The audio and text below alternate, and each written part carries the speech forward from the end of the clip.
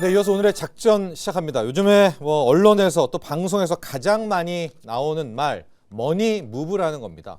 이 머니 무브가 도대체 뭐야? 어떻게 진행돼? 바로 그 머니 무브를 보도록 할 텐데요. 은행에서부터 시작해서 마지막 활용 점정은 부동산 자금이 되겠죠. 특히 어제 떠들썩했던 게 JP모건이 가장 베스트 시나리오가 됐을 때 한국 증시 코스피를 7,500을 국내 증권사가 아닙니다. 이제 JP모건이 불렀거든요. 그 내용 좀 읽어다 보시면은 바로 거기에 또 이 머니 무브라는 게 있어서 오늘 머니 무브 이야기를 해보겠습니다. 여러분 2일자 기준으로요. 우리 고객 예탁금 주식 투자자 예탁금이 111조 2,900억입니다. 100조 시대도 아니고 110조 시대도 아니고 이제 111조 시대고요.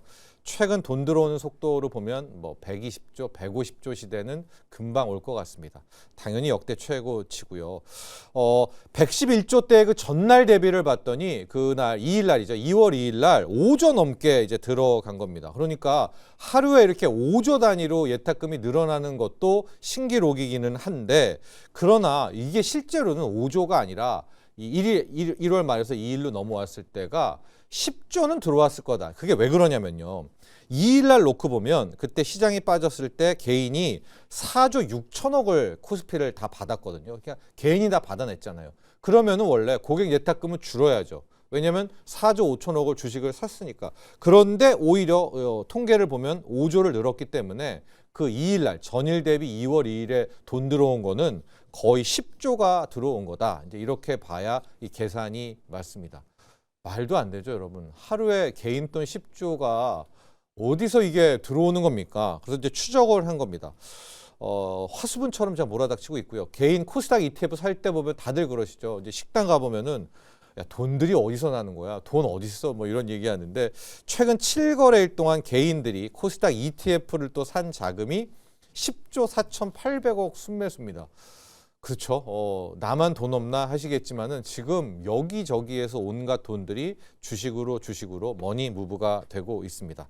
일단은 어디서 오는 건가 확인을 해봤더니 이제 은행인 것 같아요. 은행은 거의 통계치로도 확인이 되는데요.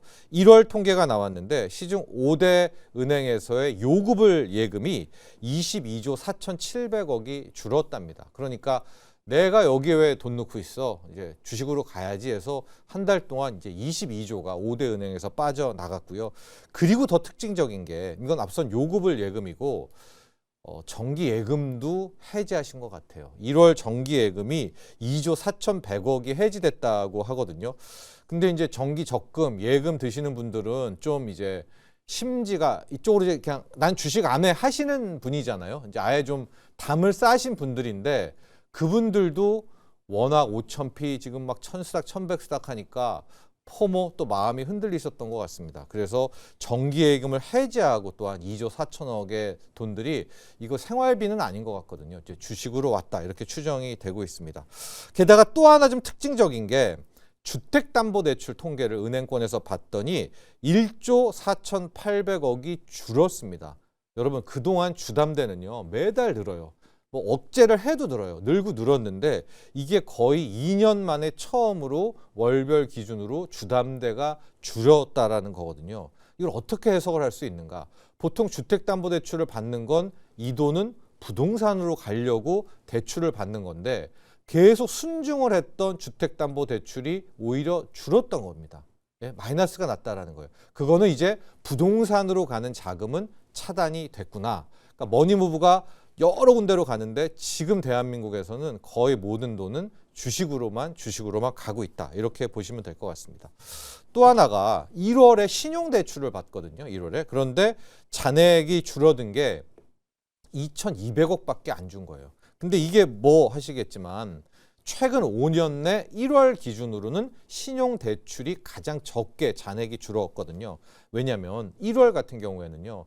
저도 그렇고 여러분들도 그렇고 이제 빚 갚는 달입니다. 그러니까 성과급도 들어오고 이런저런 소득 정산이 되고 있기 때문에 1월은 항상 신용대출, 특히 이자가 높잖아요. 이 신용대출이 큰 폭으로 줄어들어서 그러니까 특히 직장인들은 성과급으로 이 대출 갚는 게 아주 일반적인 건데 신용대출 잔액이 안 줄었잖아요. 그러니까 오히려 사람들이 빚을 안 갚은 거예요. 분명 돈은 생겼는데 빚을 안 갚았다. 이 돈 어디로 갔냐? 주식이다 이겁니다. 실제로 이 돈도 안 갖고 주식으로 왔고 1월에 신용 빚 투자도 3조 늘어나고 자, 이러저러 이제 다 돈들이 들어오고 있으니까 지금의 놀라운 화수분처럼 들어오는 개인 자금을 알 수가 있을 것 같습니다. 참고로 전체 대한민국의 총 가계 예금은 한 2,100조, 2,200조가 돼요. 이 돈들이 다 들어온다는 뜻은 아니겠지만은 은행에서부터 머니무브는 지금 굉장히 빠르게 진행되고 있다고 하는데 은행은 앞서도 얘기했지만은 좀 아예 주식이랑 이게 담 쌓고 있는 분들이 있기 때문에 일정 선에서는 멈출 수밖에 없습니다. 그러면 여기가 머니무브가 끝인가? 그 다음 타자가 있는데요.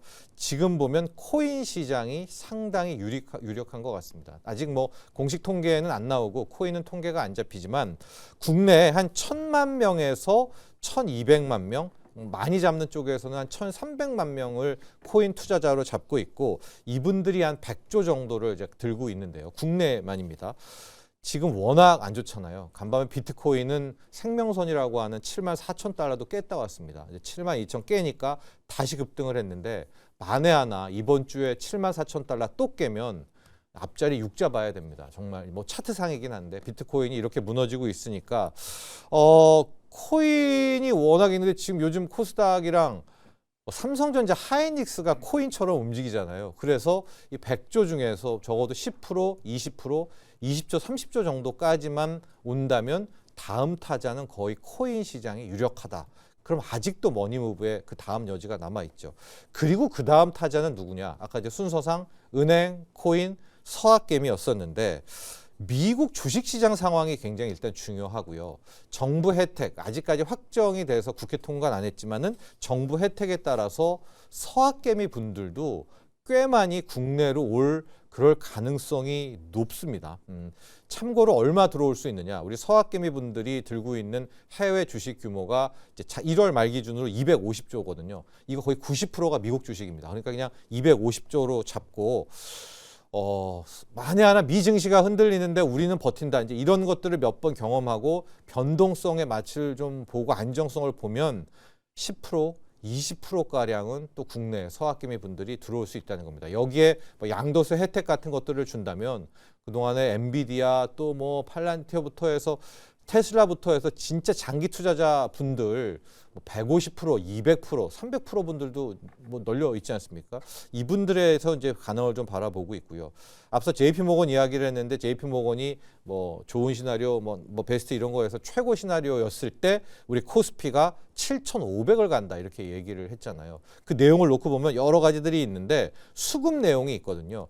근데 JP모건도 이런 얘기를 했습니다. 서학개미 분들이 국내 정부, 우리나라 정부의 세제 혜택에 따라서 빠르게 국내장으로 복귀할 수 있다라고 했기 때문에 조금 보시죠. 그래서 코인 자금 들어오고 과연 정부 혜택과 함께 서학개미 분들이 미국 주식 팔고 오는지까지를 보면 이제 그 다음 머니무브가 있고 마지막은 부동산입니다.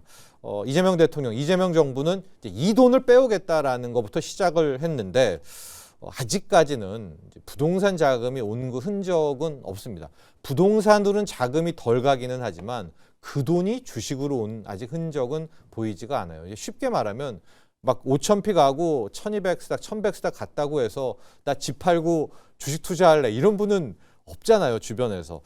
그런데 단기적으로는 체크할 게 지금 양도세 중과 맨날 뉴스 보시죠. 이제 2주택자 이상, 다주택자 같은 경우에는 두 번째 집, 세 번째 집을 팔게 될 때는 그 이익과 뭐 3주택자 이상은 최대 번 돈의 양도세의 80%를 중과를 매깁니다.